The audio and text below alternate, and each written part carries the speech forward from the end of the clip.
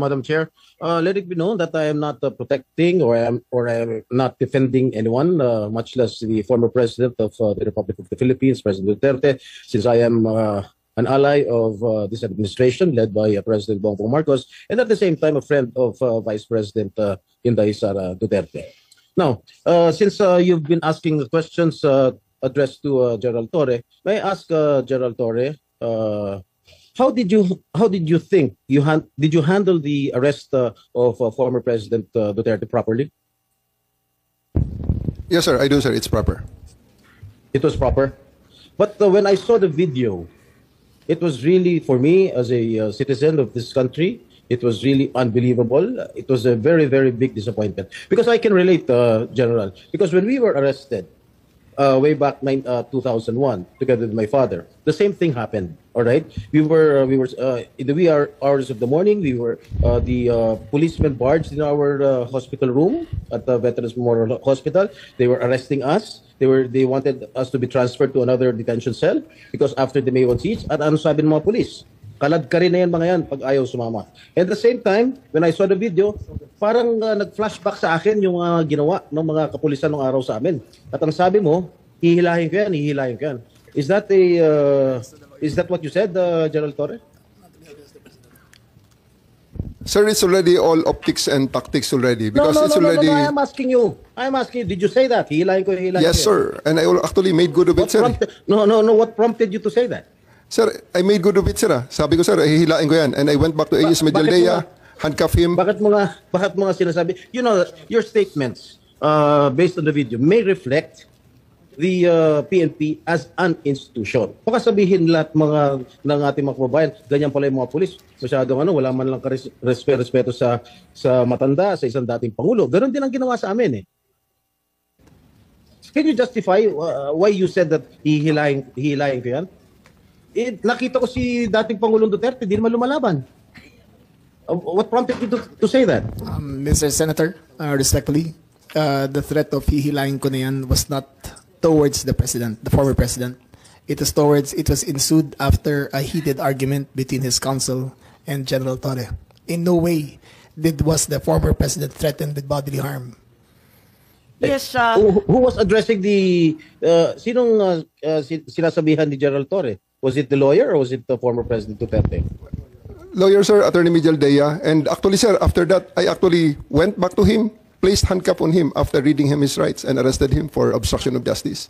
And after that, sir, I brought him to the bus and came back again and told Attorney Delgra he's next. And again, sir, I will reiterate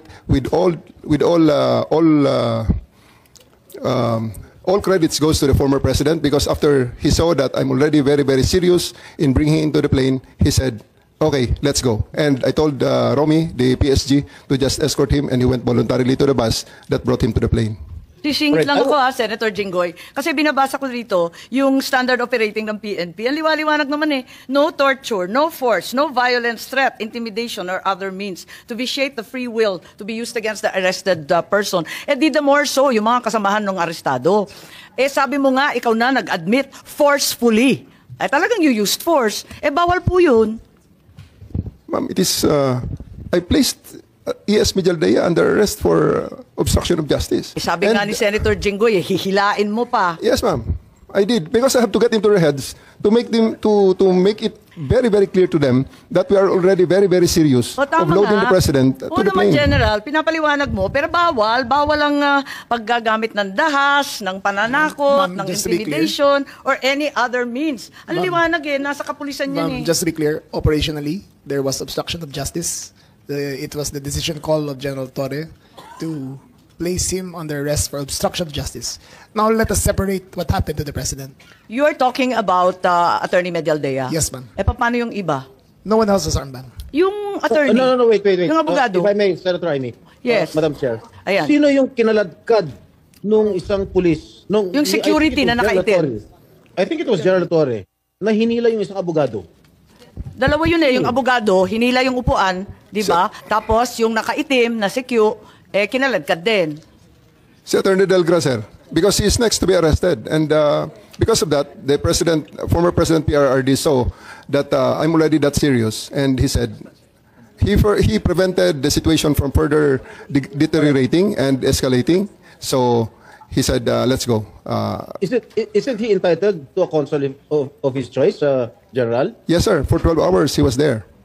Oh, can't he speak to his client? Bigla nyo na lang... They are there for 12 hours, sir, speaking to each other. Ano, no? They are there for 12 hours speaking to each Alright. other, sir. One more thing that I noticed in the video, no?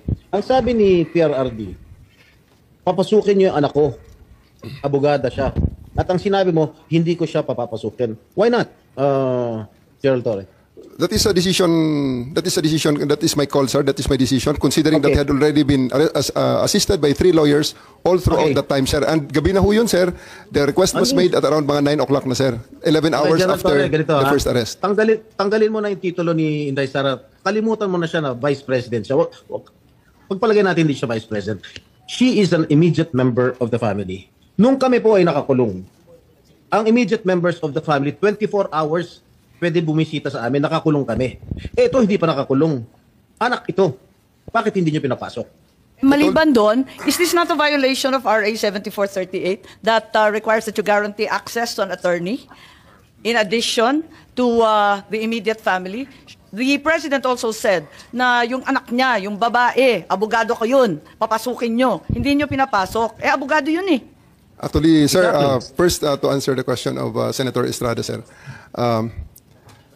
I have told the President that they can visit him at his detention facility because at this time, the order of the day is to load him into a plane. So that's what we endeavored to do, and that's what happened, sir.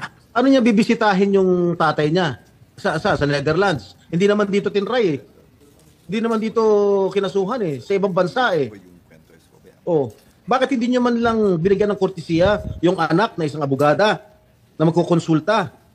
Katulad nga na sinabi ko kanina, yung mga nakakulong nga, 24 hours pwede bumisita ang immediate members of the family. Bakit ito hindi pa nakakulong, hindi niyo pinapasok yung anak? Our mission at that time, sir, is to deliver him to the My God. body Kahit who issued the ano warrant, mangyari, sir. Nasa batas yan. Nasa batas yan, General. Immediate members of the family, lawyers, priests, etc., etc. I should know. Nanggaling ako dyan. Tapos ito, hindi naman nakakulong. Again, I am not defending President Duterte. I'm just explaining the rights of an accused. Because naging akusado rin ako. And I don't want that to happen to anybody else. Dapat naman nagbigay kayo ng konting kortesiya o respeto man lang sa mga dating presidente dahil naranasan namin yan. Nung kinulong po yung tatay ko, ganun din. Kung walang respeto ang mga pulis sa amin. Porket nawala na ba kami sa kapangyarihan, ganun na lang. Eh matanong ko naman sa iyo, General, wag naman po sana mangyari, God forbid.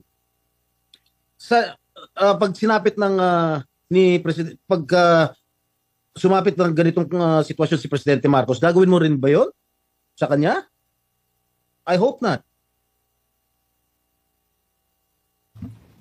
Ang liwanag po ng batas, kung ma-follow up ko lang si Senator Jinggoy, tama po siya. Hindi lang yung immediate family, medical doctor, pare or religious minister, any national non-government organization, ang CHR, international non-government accredited by the Office of the President. Lahat yan may access, pero pinagbawalan ninyo. On 2 counts, immediate family na, abogado pa niya. Bakit ganun?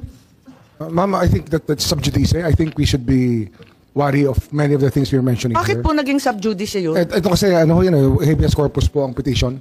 So everything about the arrest will be asked by the Supreme Court. Eh, kanina pa natin kung pwede ho. pag-uusapan yung aresto. Pero I think we're just passing, parang lumalampas na po tayo sa boundary. Senator Jinggoy, pa? Ang sinasabi ko lang, the manner on how the former president was arrested, because ayoko naman mangyari sa darating na panahon na magkakaroon naman tayo ng ganyan.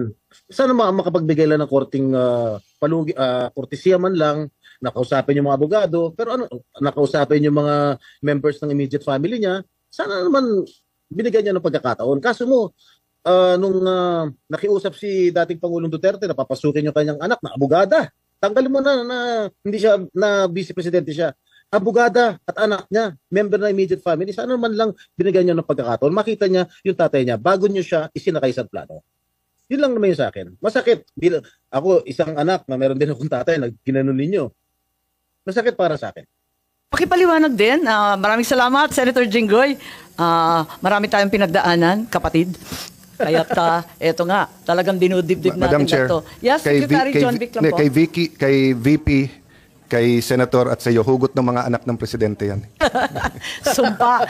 Secretary John Vic, itatanong ko lang, why was there obstruction of justice? Paliwanag lang.